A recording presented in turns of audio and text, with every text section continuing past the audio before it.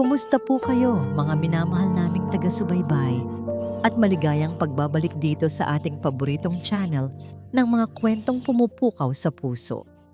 Isang mainit na yakap po para sa inyong lahat.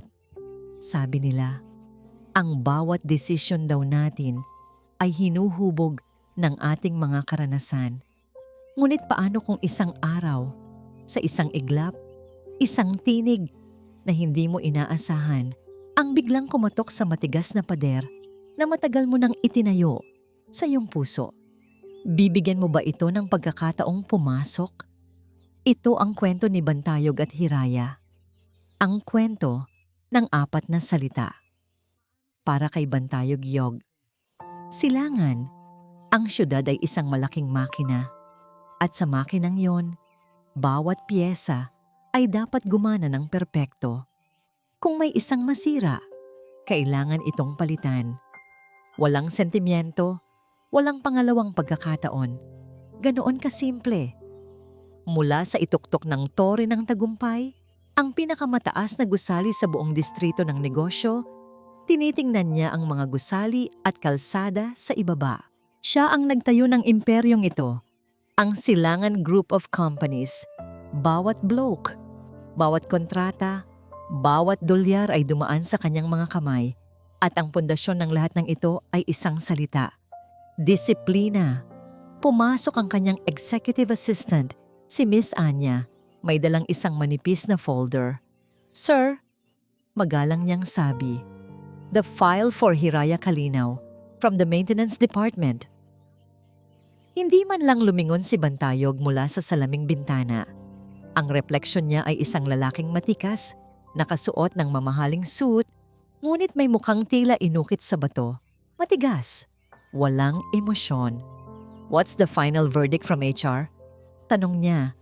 Ang boses ay kasing lamig ng hangin mula sa aircon. 2 days of absence, no call, no notice, sir. It's a clear violation of the company's golden rule. Grounds for immediate termination. Then execute it.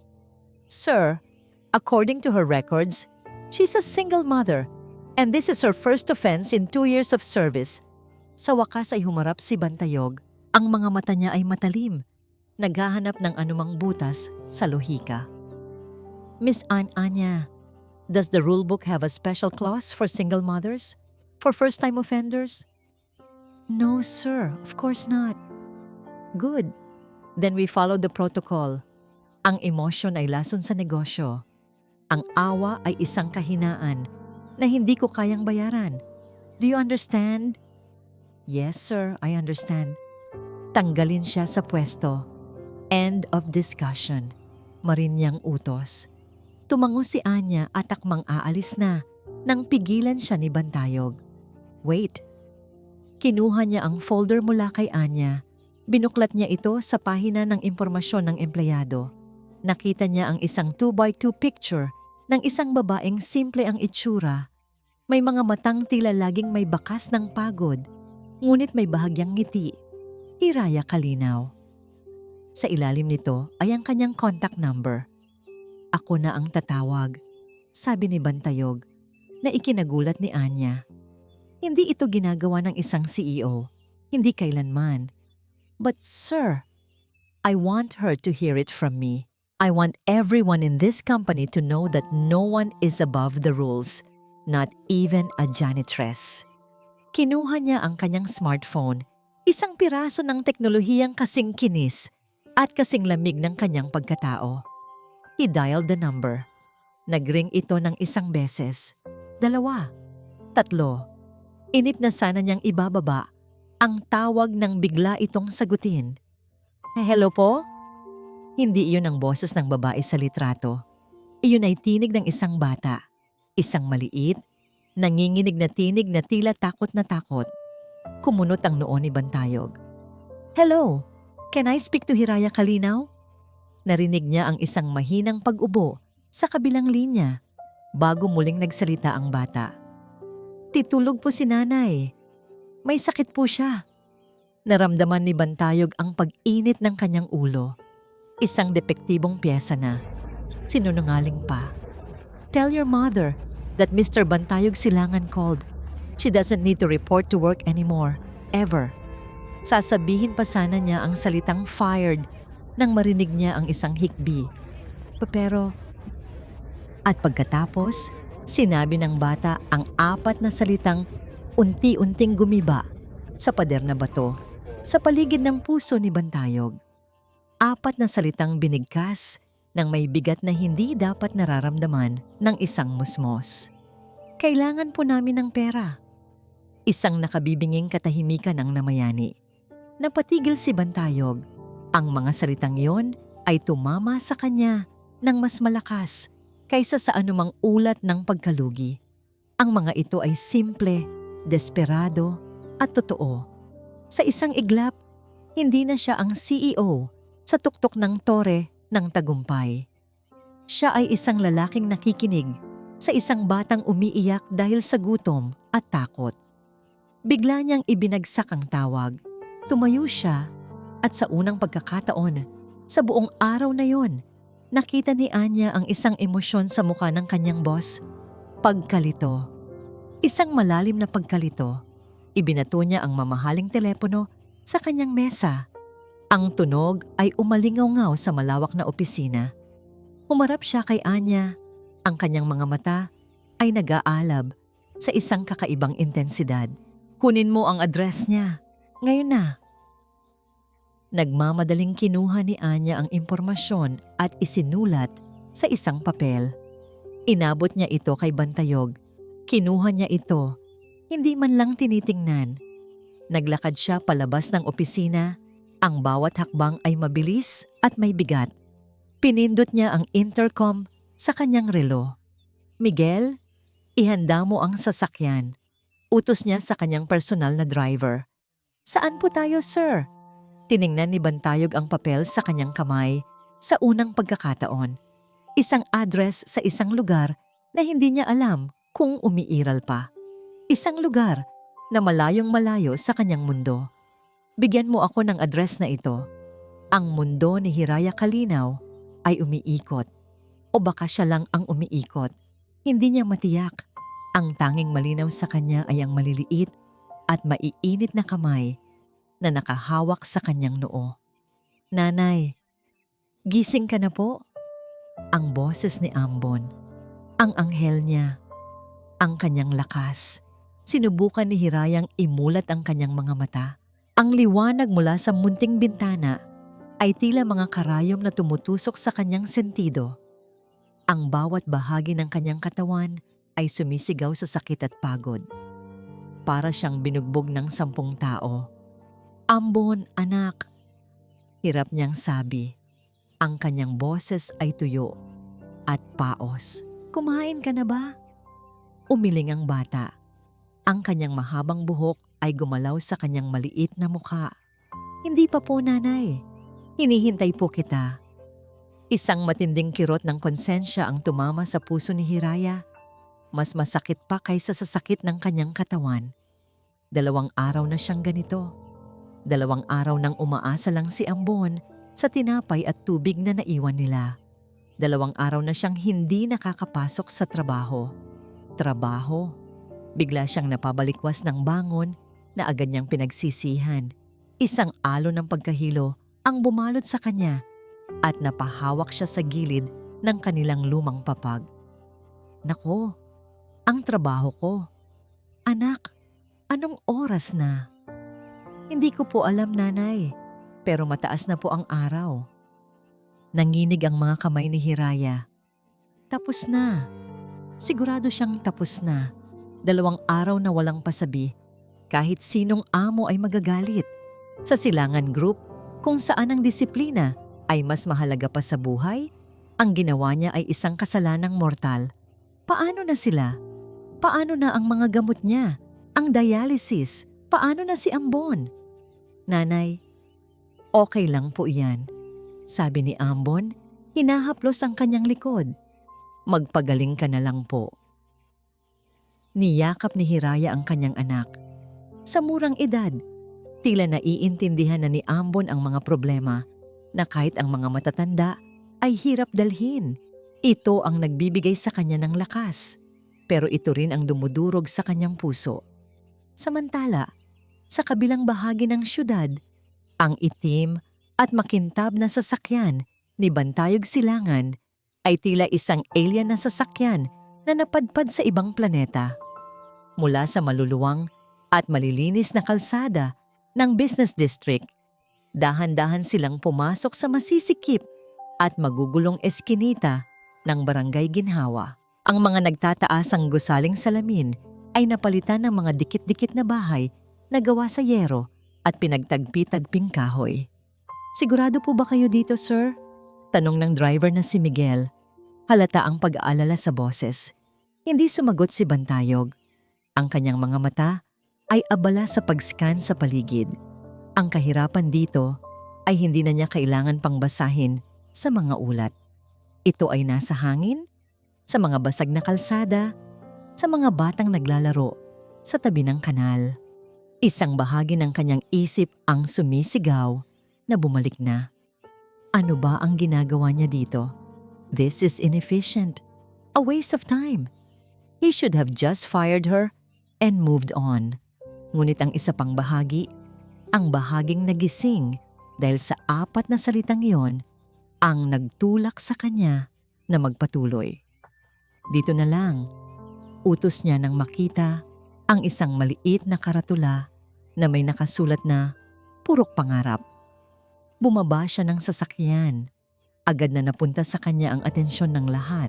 Ang kanyang 3-piece suit na nagkakahalaga ng 100,000 piso ay sumisigaw sa gitna ng mga damit na kupas at punit-punit. Naramdaman niya ang mga matang nakatitig sa kanya, mga matang puno ng pagtataka, pagdududa, at kaunting pagkamangha. He felt exposed, out of place. Sinundan niya ang address sa papel, Escanita 7, numero 24. Ang mga bahay ay magkakatabi, halos walang espasyo sa pagitan. Ang amoy ng nilulutong pagkain ay humahalo sa amoy ng maruming kanal. Sa wakas, natagpuan niya ang pinto. Isang manipis na piraso ng plywood na may mga gasgas at lamat. Walang doorbell. Kumatok siya. Ang tunog ng kanyang kamao sa kahoy ay tila napakalakas sa katahimikan ng eskinita. Nagtagal bago may sumagot. Dahan-dahang bumukas ang pinto. Isang pares ng malalaki at bilugang mga mata ang sumilip sa kanya. Ang bata mula sa telepono, si Ambon. Ang takot sa mukha ng bata ay malinaw na malinaw. Napahigpit ang hawak nito sa laylayan ng kanyang damit. "Sino po kayo?" Sinubukan ni Bantayog ng ngumiti, ngunit tila nakalimutan na ng kanyang mga labi kung paano ito gawin. "Nandyan ba ang nanay mo?" "Ako si Bantayog Silangan."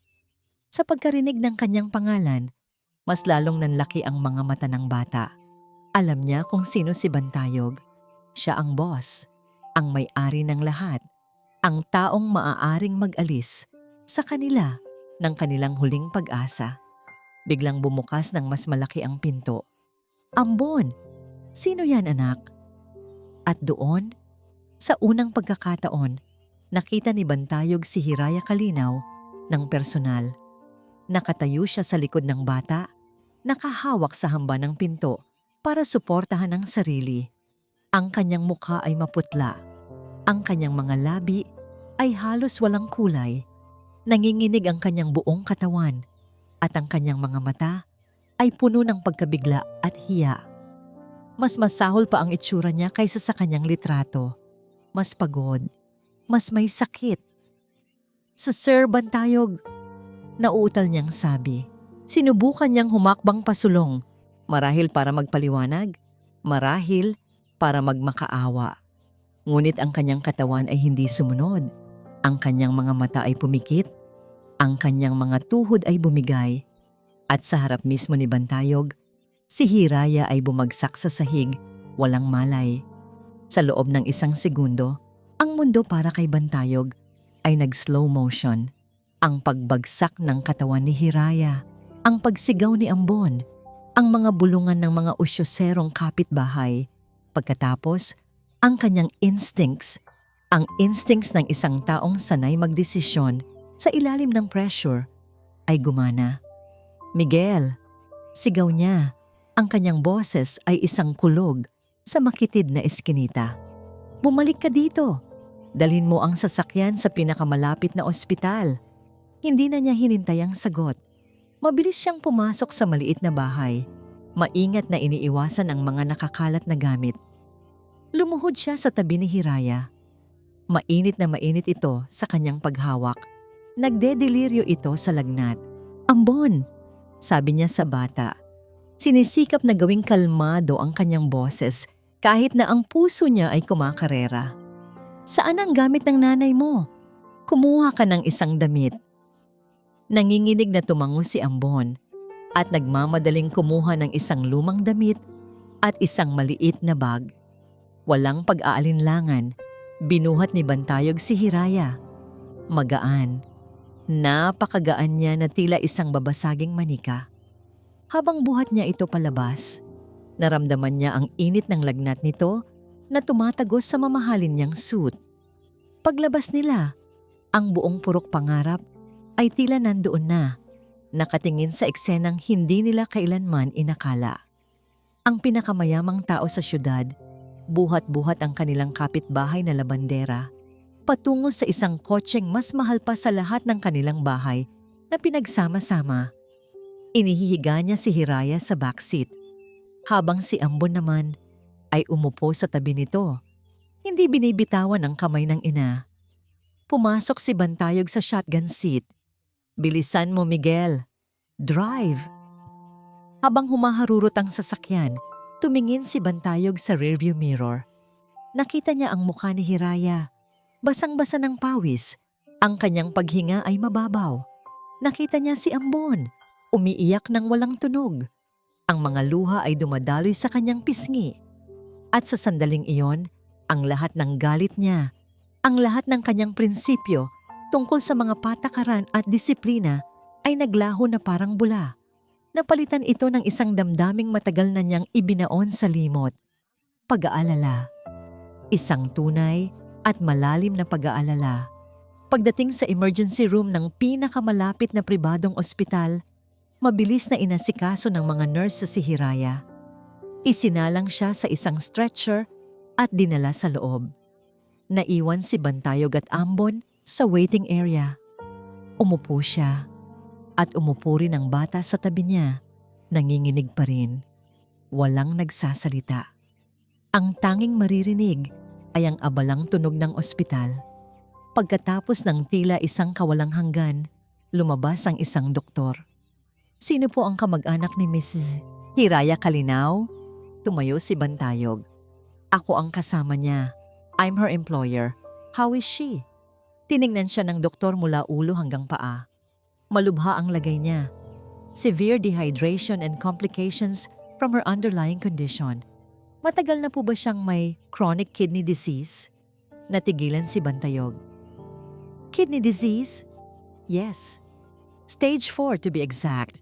Based on her records from a public clinic, she is supposed to be undergoing dialysis 3 times a week. Pero mukhang ilang sessions na siyang hindi nakakapunta. It's putting a severe strain on her body. We need to stabilize her immediately." Chronic kidney disease, dialysis. Ang mga salita ay tumama kay Bantayog na parang mga suntok. Kaya pala, ito ang dahilan ng lahat. Hindi katamaran, hindi kawalan ng disiplina, kundi isang laban para sa buhay na tinatago niya sa lahat. "Do whatever it takes," mariin niyang sabi sa doktor. "I'll cover everything." Pumunta siya sa billing section at walang kurap-kurap na ibinigay ang kanyang itim na credit card para sa paunang bayad na mas malaki pa sa taunang sahod ni Hiraya. Pagbalik niya sa waiting area, nakita niya si Ambon. Nakayuko, ang maliliit niyang balikat ay nanginginig sa pag-iyak. Umupo si Bantayog sa tabi niya. Hindi siya sanay sa mga bata. Hindi niya alam kung ano ang sasabihin. Inilabas niya ang kanyang panyo at inabot sa bata. "Tahan na," mahina niyang sabi. "Gagaling ang nanay mo." Kinuha ni Ambon ang panyo. Tumingala ito sa kanya. Ang mga mata ay namumugto. "Sa salamat po." May kinuha ito mula sa kanyang bulsa. Isang maliit at medyo natunaw na candy. Inabot niya ito kay Bantayog. Para po sa inyo. Tinanggap ni Bantayog ang candy. Sa lahat ng mga regalong natanggap niya sa kanyang buhay, mga mamahaling relo, mga sports car, mga sining, ang maliit na candy na iyon, ang tila may pinakamalaking bigat. Ilang oras pa ang lumipas bago na ilipat si Hiraya sa isang pribadong silid. Gising na siya, ngunit mahina pa rin. Nakakabit sa kanya ang suwero. Pumasok si Bantayog sa silid. Nagtama ang kanilang mga mata. Ang pagod at sakit sa mga mata ni Hiraya ay napalitan ng hiya at pasasalamat. Sir, salamat po. Pero paano ko po kayo mababayaran? Hirap niyang tanong. Kahit anong trabaho po, gagawin ko. Ibabawas niyo na lang po sa sahod ko habang buhay. Tumingin si Bantayog sa kanya. Pagkatapos ay natutulog na si Ambon sa sofa. May isang bagay na nagbago sa loob niya. Ang matigas na pader na bato ay nagkaroon na ng malaking lamat. Lumapit siya sa kama. "Huwag mong isipin ang pera," sabi niya sa isang boses na mas malambot kaysa sa karaniwan. "Ang isipin mo ay ang paggaling mo." Huminga siya ng malalim. "Mula ngayon ako na ang bahala." Napatulala si Hiraya. Hindi siya makapaniwala sa kanyang naririnig. Ang lalaking akala niya ay sisira sa kanyang buhay ay ang siya palang nagsalba dito. Sa kanyang isip, isang tanong ang umuulit-ulit. Bakit? Bakit niya ito ginagawa? At sa titig ng lalaking nasa harap niya, wala siyang makitang sagot. Ang tanging nakikita niya ay isang bakas ng kalungkutan na hindi niya pa nakikita dati. Isang kalungkutan na tila pamilyar sa kanya. Lumipas ang isang linggo. Para kay Hiraya, iyon ang pinakamahabang linggo ng kanyang buhay. Ngunit sa unang pagkakataon, sa loob ng maraming taon, hindi dahil sa pag-aalala o sakit. Ito ay dahil sa pagtataka. Araw-araw, pagkatapos ng trabaho, ang itim na sasakyan ni Bantayog Silangan ay humihinto sa harap ng kanilang eskinita. At araw-araw, ang CEO ng isa sa pinakamalaking kumpanya sa bansa ay naglalakad sa purok pangarap. Dala-dala ang mga paper bag na naglalaman ng mga gamot, prutas at masusustansyang pagkain. Noong una, ang mga kapitbahay ay nagbubulungan. Sino ang lalaking yon? Ano ang kailangan niya kay Hiraya? Ngunit di nagtagal, nasanay na rin sila. Nakikita nila ang sinseridad sa bawat pagdalaw. Ang dating nakakatakot na boss ay nagiging pamilyar na bisita. Para naman kay Bantayog, ang mga pagdalaw na yon ay naging isang uri ng pagtakas.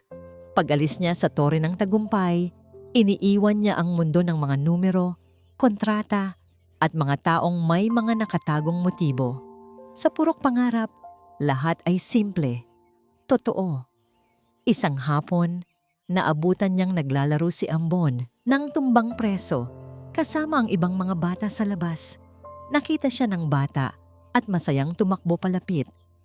"Tito Yog!" sigaw nito. Isang pangalan na siya na mismo ang nag-imbento para kay Bantayog. Ngumiti si Bantayog, isang nangiting hindi napilit. "Hello, Ambon! How's nanay?" "Okay na po siya. Nagluluto po siya sa loob."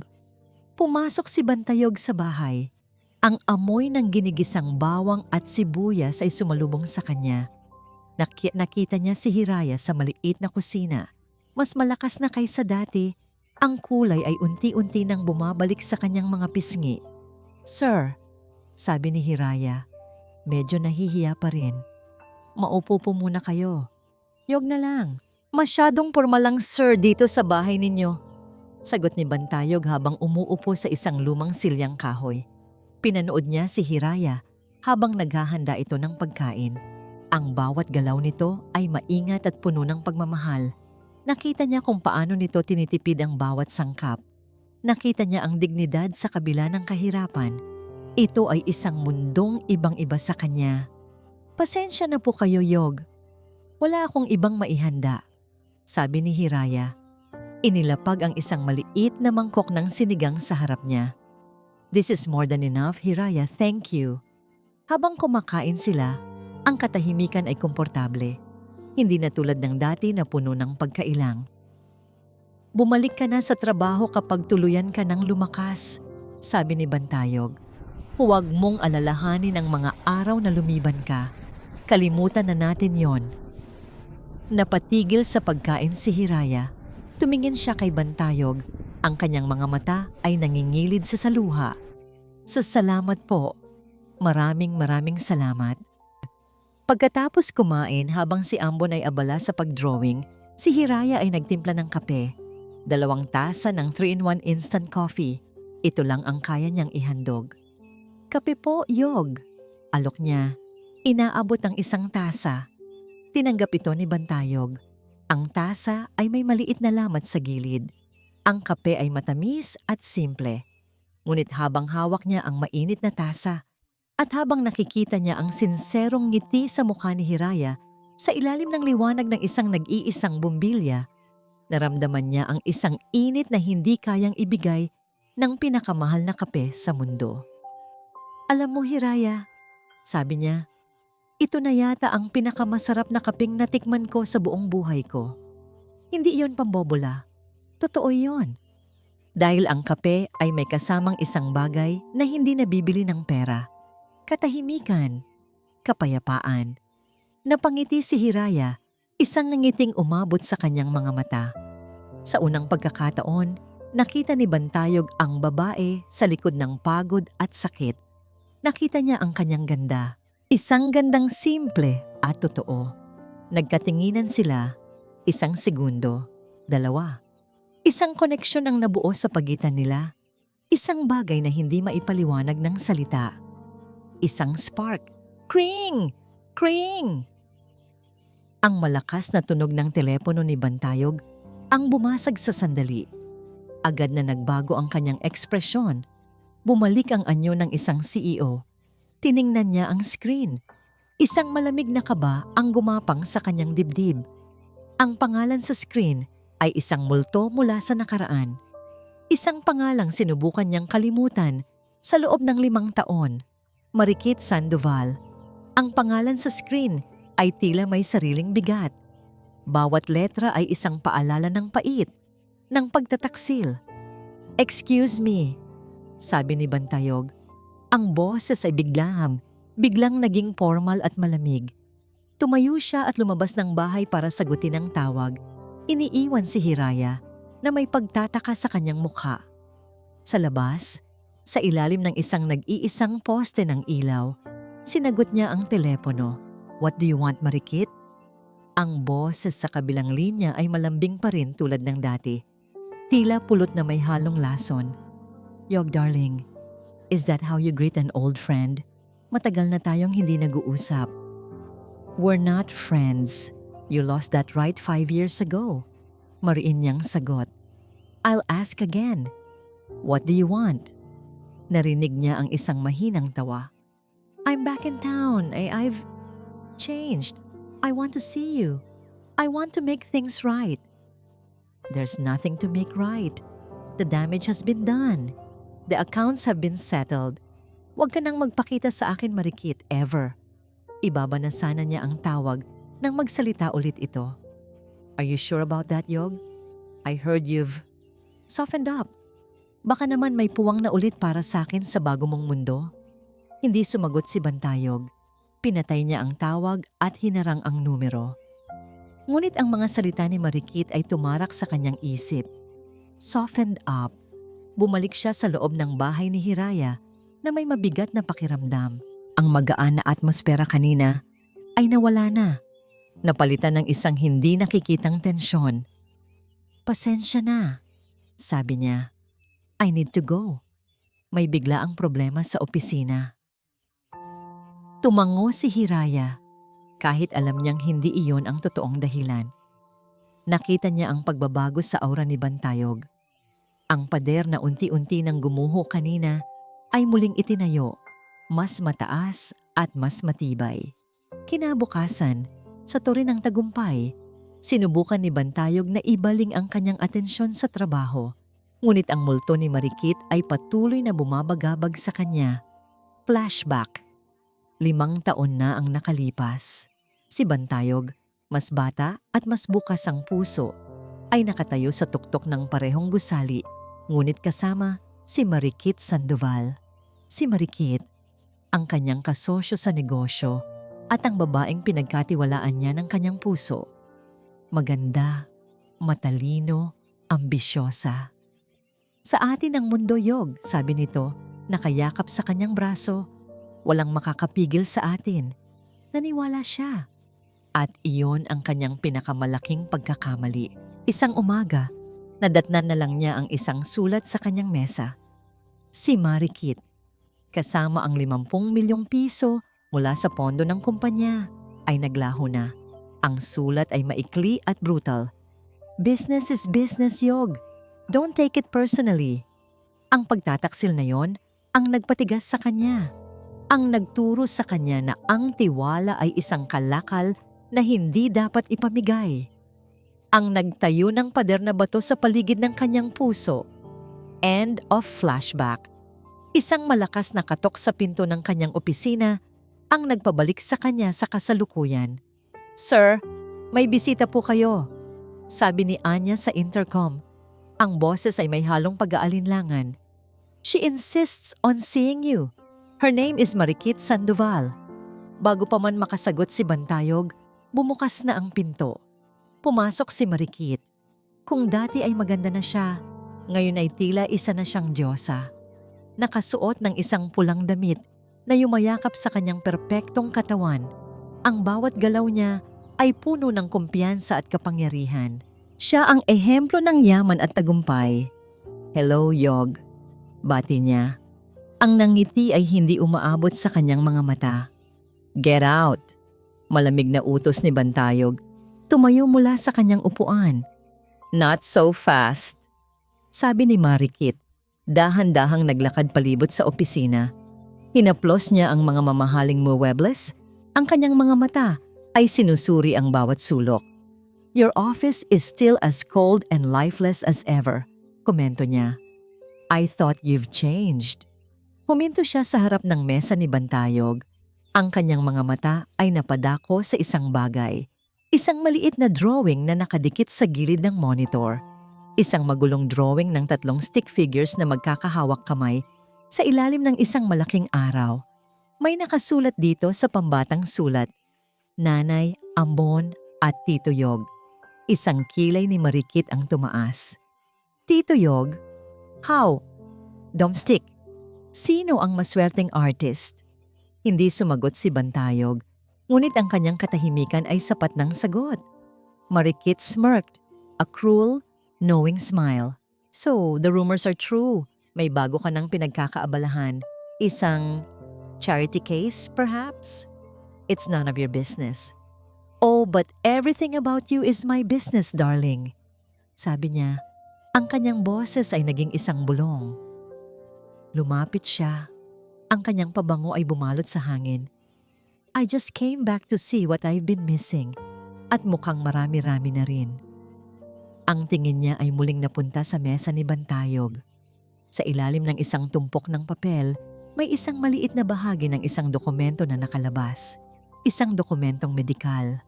Nakita niya ang mga salitang kalinaw, hiraya, at chronic kidney disease. Mabilis na itinago ni Bantayog ang papel, ngunit huli na ang lahat. Nakita na ito ni Marikit.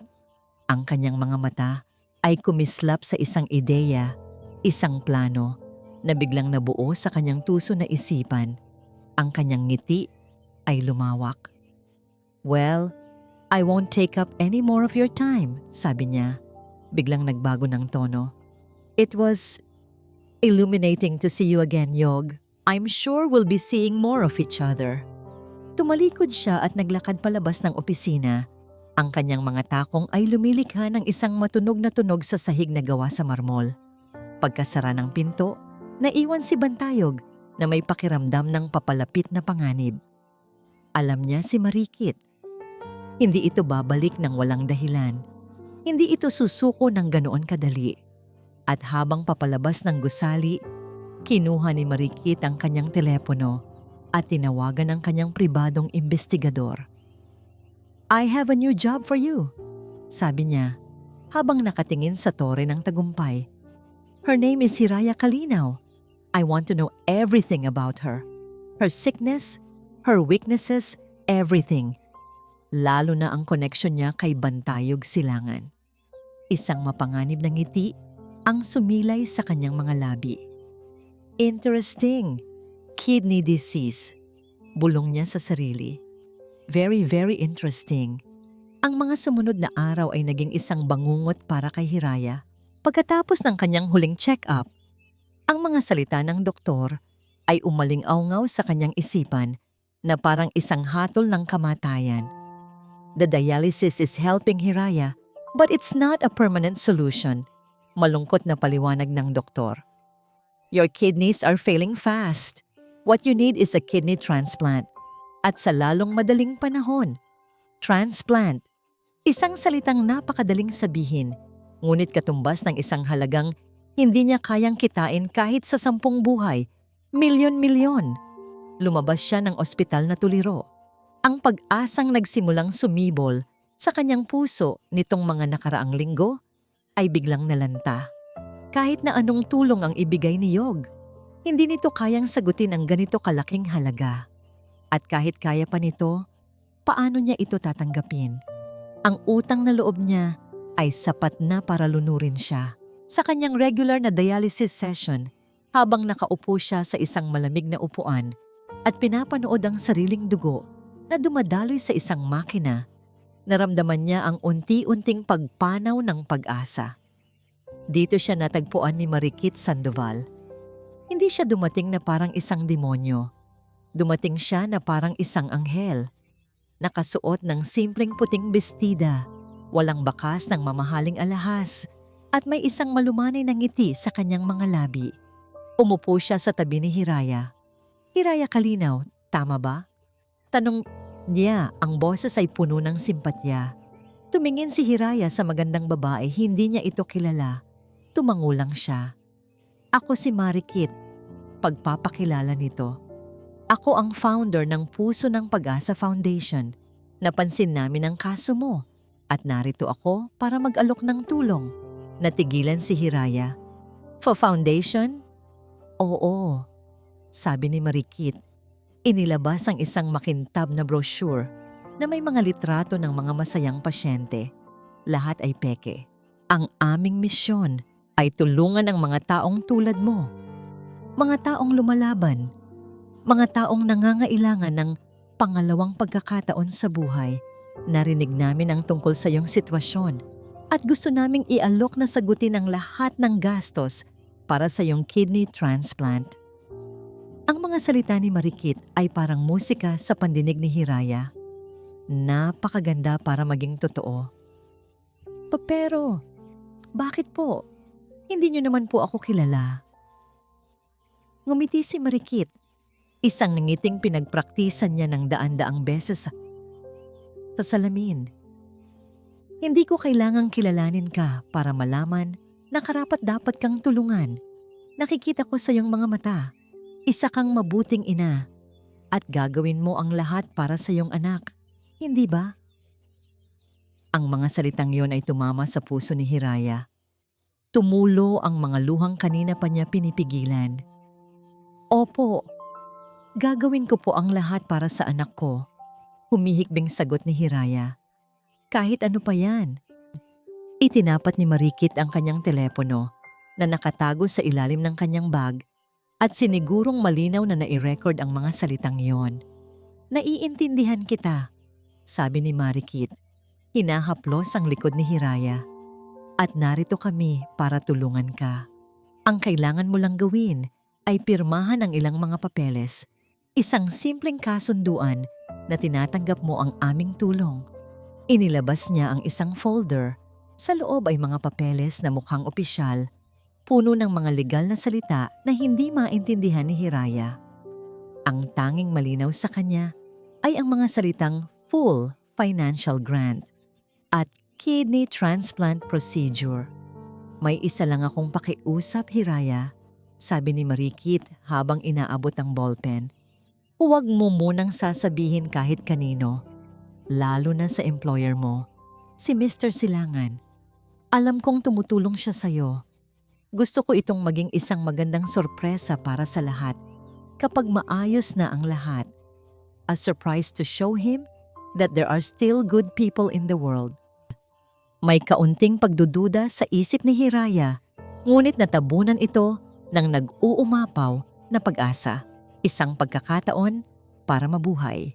Isang pagkakataon para makasama pa si Ambon ng mas matagal. Ano pa ba ang mas mahalaga doon? Dali-dali niyang pinirmahan ang mga papeles. Ang kanyang kamay ay nanginginig sa halo-halong emosyon. Pagkaalis ni Hiraya, nawala ang naabuang ngiti sa mukha ni Marikit. Tiningnan niya ang pirma sa papel. Pagkatapos ay pinakinggan niya ang recording sa kanyang telepono. Gagawin ko po ang lahat para sa anak ko. Kahit ano pa yan. Sa pamamagitan ng matalinong pag-edit, madali niyang mapapalabas na ang tinutukoy ni Hiraya ay ang pagkuha ng pera mula kay Bantayog. Perfect! Bulong niya sa sarili. Ang alok ay naibigay na. Ang lason ay kumakalat na. At ang ahas ay naghihintay na lang para sa tamang oras para manuklaw. Ang mundo ni Bantayog ay unti-unti nang nagkakaroon ng kulay. Sa unang pagkakataon, sa loob ng 5 taon, natagpuan niya ang kanyang sarili nang umingiti nang walang dahilan. Papunta siya sa isang mall, isang lugar na karaniwan niyang iniiwasan. Hindi para sa isang business meeting, kundi para bumili ng isang malaking kahon ng Crayola at coloring books para kay Ambon. Naisip niya si Hiraya. Ang tapang nito, ang dignidad, ang nangiti nitong kayang magpaliwanag sa pinakamadilim na silid. Inamin niya sa sarili habang pumipili ng pinakamatingkad na kulay ng pula na nahuhulog na siya. Ang pader na bato sa paligid ng kanyang puso ay hindi lang nagkalamat. Ito ay tuluyan ng gumuho. At sa lugar nito, isang hardin ang nagsisimulang tumubo. Ngunit ang bawat hardin ay may ahas. Pagbalik niya sa kanyang opisina, naghihintay na sa kanya si Marikit.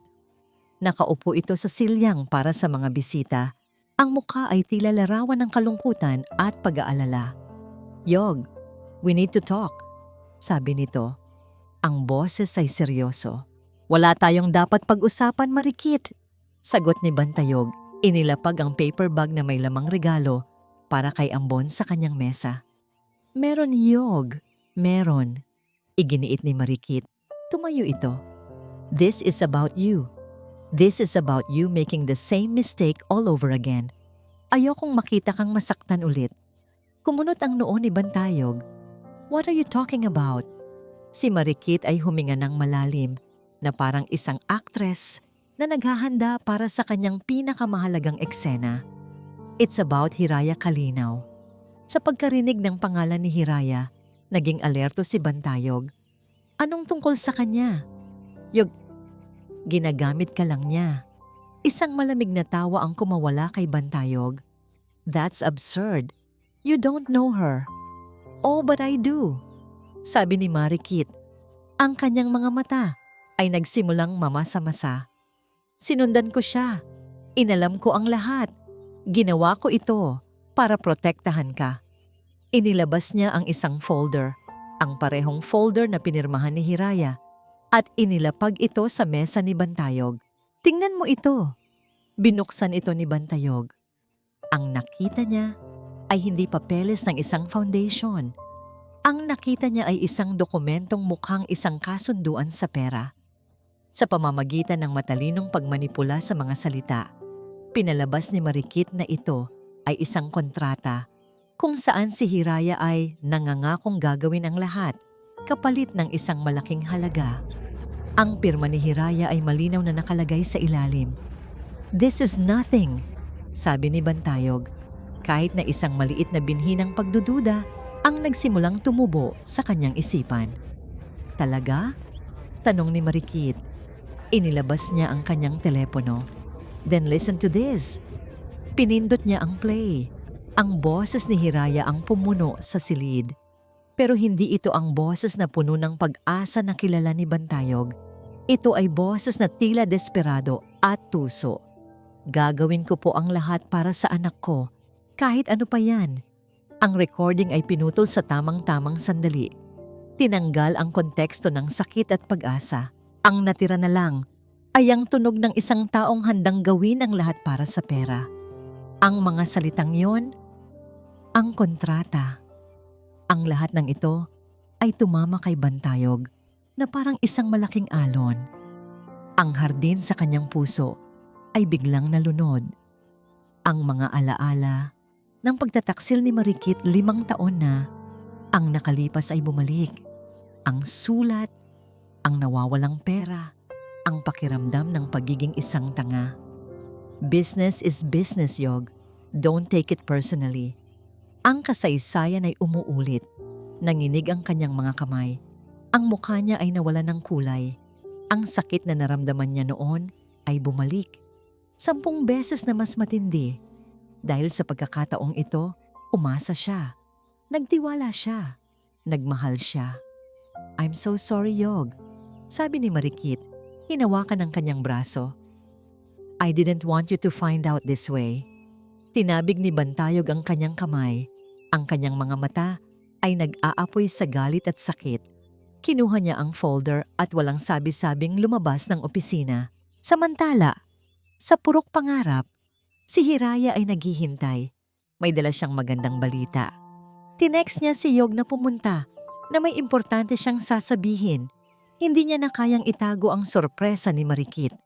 Gusto niyang ibahagi ang kanyang kaligayahan sa lalaking nagbigay sa kanya ng pag-asa. Narinig niya ang tunog ng sasakyan ni Yog. Ngumiti siya at binuksan ang pinto. Handa na siyang salubungin ito.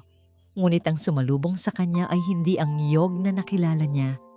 Ito ay ang Bantayog Silangan mula sa simula. Malamig, malayo, at may mga matang tila yelo. Walang salitang ibinato ni Bantayog ang folder sa maliit na mesa sa kanilang sala. Ang mga papel ay nagkalat sa sahig. Ano to, Yog? Nanginginig na tanong ni Hiraya. Hindi siya sumagot. Tinitigan lang niya si Hiraya. Ang kanyang tingin ay puno ng pagkasuklam. At pagkatapos, nagsalita siya. Ang bawat salita ay isang patalim na tumusok sa puso ni Hiraya. Pare-pareho lang pala kayo, sabi niya. Ang kanyang boses ay walang emosyon, ngunit puno ng sakit. Akala ko iba ka. Tumalikod siya at nagsimulang maglakad palayo. Yog, teka lang, sigaw ni Hiraya. Ang mga luha ay bumubuhos na sa kanyang mga mata. Hindi ko maintindihan. Ngunit hindi lumingon si Bantayog. Nagpatuloy lang siya sa paglakad, papalayo sa maliit na bahay, papalayo sa babaeng akala niya ay kanyang bagong simula, at pabalik sa malamig na yakap ng kanyang toring gawa sa bato. Naiwan si Hiraya, nakaluhod sa sahig, napapaligiran ng mga papel na hindi niya maintindihan. Ang kanyang puso ay durog na durog. Ang pag-asang ibinigay sa kanya kaninang umaga ay naging abo na lang sa kanyang mga kamay. Ang tore ng tagumpay ay muling naging isang malamig na kulungan para kay Bantayog Silangan. Ilang araw siyang hindi umuwi. Ang kanyang opisina ay naging kanyang mundo. Isang mundo na napapalibutan ng salamin, bakal at alak. Ang bote ng mamahaling whiskey sa kanyang mesa ay unti-unting nauubos, ngunit hindi nito kayang patayin ang sakit na nararamdaman niya. Bumalik siya sa dati. Mas malala pa, ang bawat meeting ay isang larangan ng digmaan kung saan walang nakakaligtas sa kanyang galit. Ang bawat empleyado ay umiiwas sa kanya. Ang Bantayog na Tito Yog ay naglaho na. Ang natira na lang ay ang CEO na kinatatakutan ng lahat. Gabi. Mag-isa na lang siya sa buong palapag. Ang tanging liwanag ay mula sa mga ilaw ng syudad sa labas ng bintana. Lasing siya, ngunit ang kanyang isip ay hindi mapakali. Kinuha niya ang kanyang telepono. Binuksan niya ulit ang audio file na ipinadala ni Marikit. Gusto niyang marinig ulit Gusto niyang saktan ang sarili. Gusto niyang patunayan na tama ang kanyang desisyon. Pinindot niya ang play. Gagawin ko po ang lahat para sa anak ko.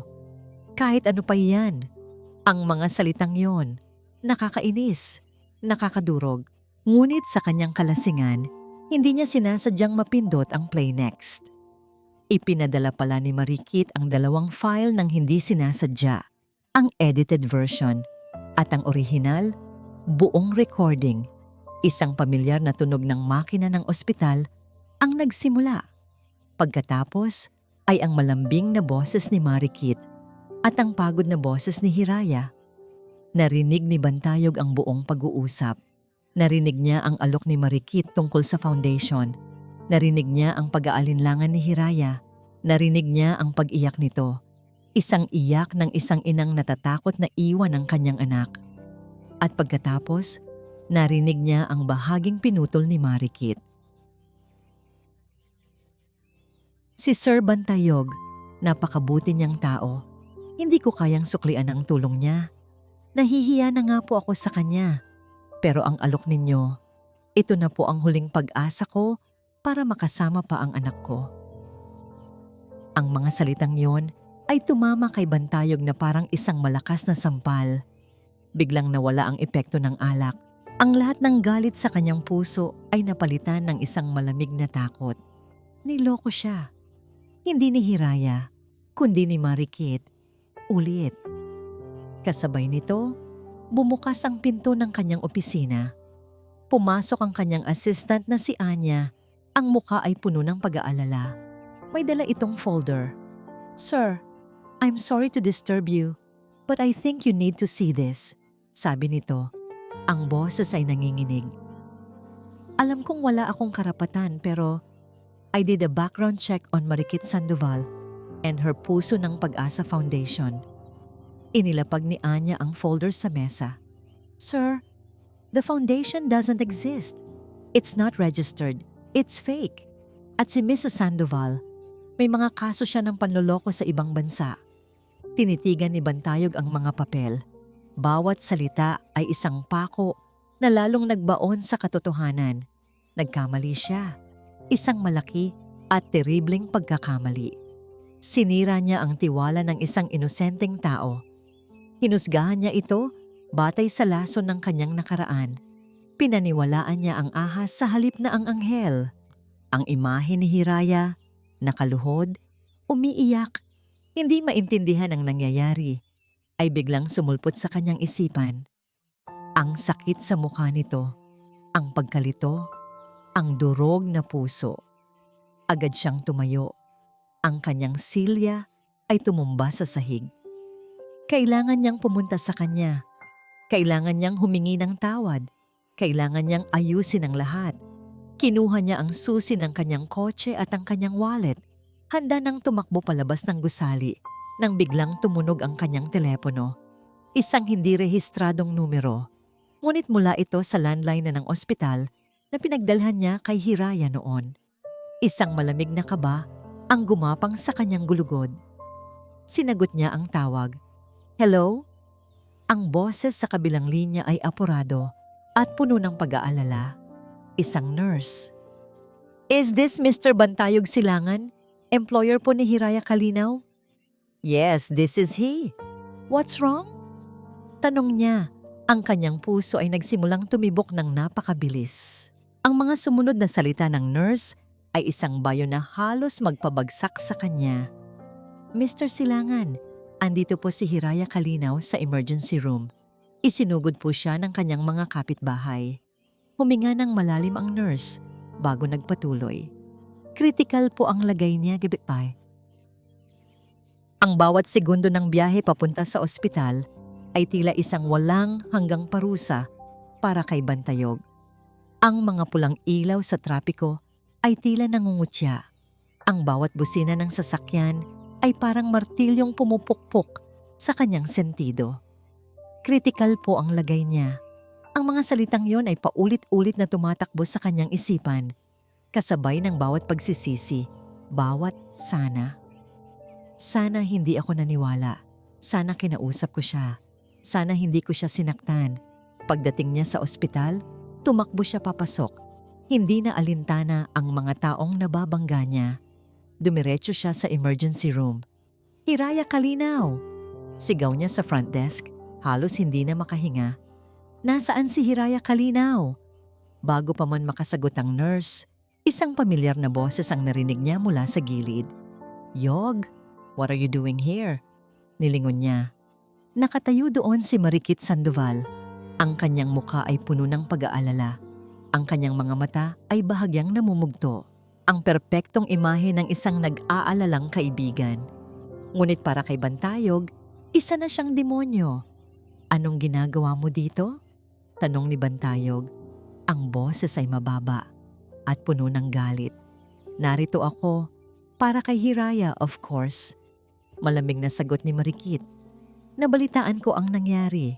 Nakakaawa naman siya. It seems the emotional stress was too much for her weak heart and kidneys."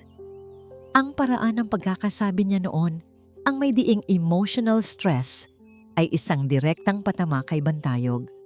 Siya ang may kasalanan. At sa sandaling iyon, sumabog si Bantayog. "Ikaw," sabi niya. Dinuro si Marikit. "Ikaw ang may gawa nito. Lahat ng ito. Ang iyong mga kasinungalingan, ang iyong lason." Napatingin ang mga tao sa paligid. "Yog, I don't know what you're talking about," sabi ni Marikit. Umaarteng nasasaktan. "I was just trying to help you." "Help me?" Tumawa si Bantayog. Isang tawang walang bahid ng saya. "Narinig ko ang recording, Marikit. Ang buong recording. Nalaman ko ang tungkol sa Peking Foundation mo. Tapos ka na." Nawala ang pagkukunwari sa mukha ni Marikit. Napalitan ito ng isang malamig at mapanuyang ngiti. "So you found out. Anong gagawin mo ngayon, Yog? Ididemanda mo ako?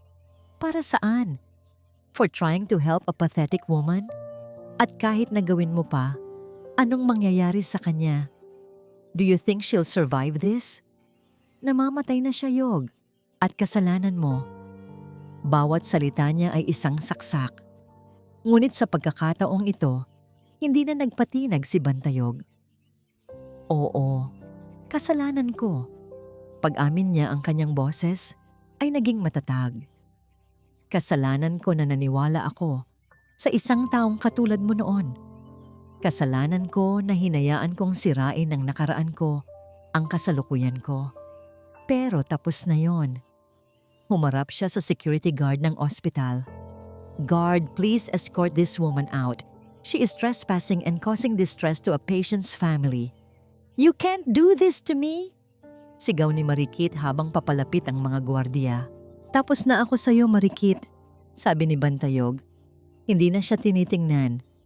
"You are a ghost from a past I no longer want. Get out of my life." Habang kinaladkad ng mga gwardiya si Marikit palabas, sumisigaw ito ng mga panunumbat at pagbabanta. Ngunit hindi na ito pinansin ni Bantayog. Ang kanyang atensyon ay nasa iisang tao na lang. Lumabas ang doktor mula sa emergency room, ang mukha ay pagod. "Doc, kumusta siya?" Agad na tanong ni Bantayog.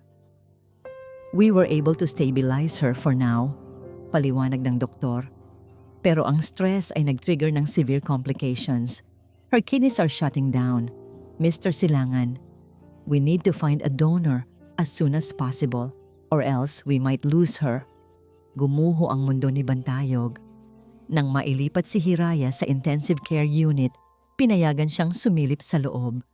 Nakita niya si Hiraya, nakahiga sa kama, napapaligiran ng mga makina na tumutunog sa bawat tibok ng kanyang humihinang puso.